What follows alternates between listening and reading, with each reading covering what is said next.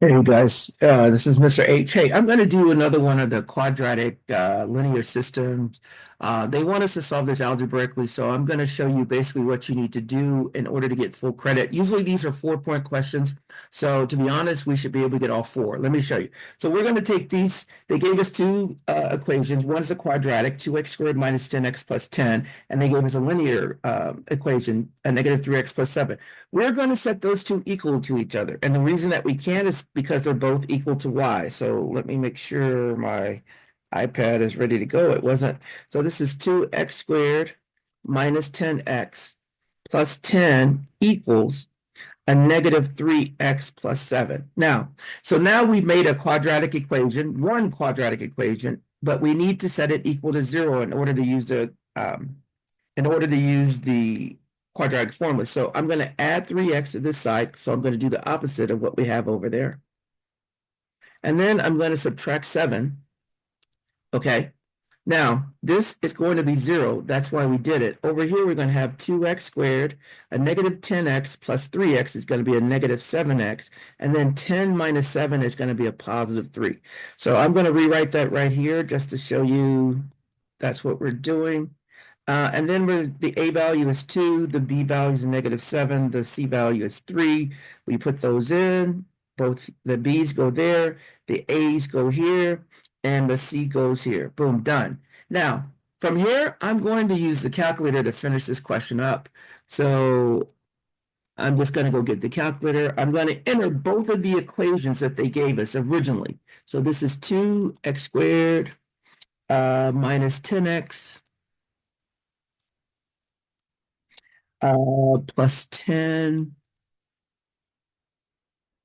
and it's a quadratic as we expected. And then we do the second one is going to be a negative 3x plus 7.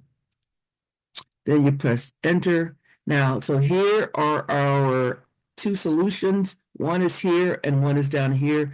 We're just going to do menu 64 for intersections. Start from the left, go to the right. So here are our answers. And then we're going to do menu 64. Going to start on the left or the right and pull it to the left.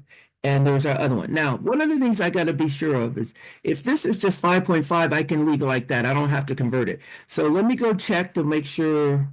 I'm just going to go to the settings, make sure I'm not doing some rounding. So, yep. So basically, those are the answers. So 0.5 and 5.5 is one answer. So I'm going to write that. So x is equal to 0.5 and x is equal to 3. So I just took the x coordinates and then the actual points are 0.5 and 5.5.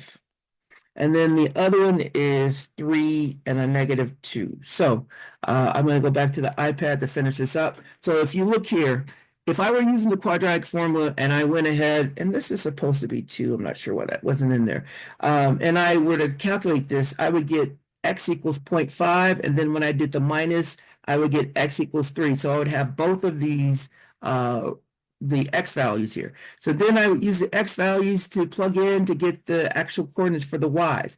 But we don't have to do all of that because we could just graph it and find the intersection. So we're going to put our answers in here. So this is 0.5, comma, oops, comma 5.5. And then the other one is going to be 3, comma, a negative 2. And I'm just going to submit it. And it says nicely done. Now, they put fractions. You don't have to put fractions. They just have to be exact. The only thing that you cannot do is you cannot have an irrational number, which it's unlikely that you would have an irrational root for this one.